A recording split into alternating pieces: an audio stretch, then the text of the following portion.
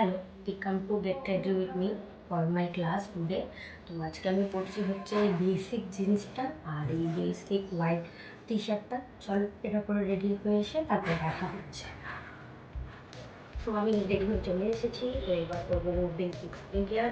তার জন্য বেশি কিছু না, আমি ফেস ওয়াশ করে রাখতাম, তো আমি ময়শ্চারাইজার ইউজ করবো অ্যান্ড আমি তাকে সানস্ক্রিন ময়শ্চারাইজার বেশি করে পানিতে গরম করে গেছে এখন ময়শ্চারাইজারে বেশি করে ময়শ্চারাইজার করার দরকার। আমার একটু অয়েলি স্কিন, দরকার পরে এটা খুব ভালো, আমাকে ফেসটা অয়েলি অয়েলি লাগে না, গলায়ও অ্যাপ্লাই করা খুবই জরুরি। সাথে গলায় অ্যাপ্লাই করা তারপরে আমি ইউজ করবো অ্যাকোয়ালজিক ডি ট্যান সানস্ক্রিন, যেটা আমার খুব পছন্দ। সানস্ক্রিন ধরো খুব বেশি করে ইউজ করতে হয়, কেন কি এখন গরম পড়েই গেছে, তো গলাটা তুমি করাই যায় না, গলায় বেশি করে না ভালো করে অ্যাপ্লাই করে দেবো। এটা কোনো হোয়াইট কাস্ট হয় না, তার মধ্যে স্কিনের মধ্যে অয়েলি ফিলও হয় না, তাই জন্য এটা আমার খুব ভালো। এটা কোনো প্রমোশন ভিডিও না, এটা আমি নিজে পারচেস করেছি, তো ভালো। এটা খুব গলায়ও ভালো করে অ্যাপ্লাই করে নেবো।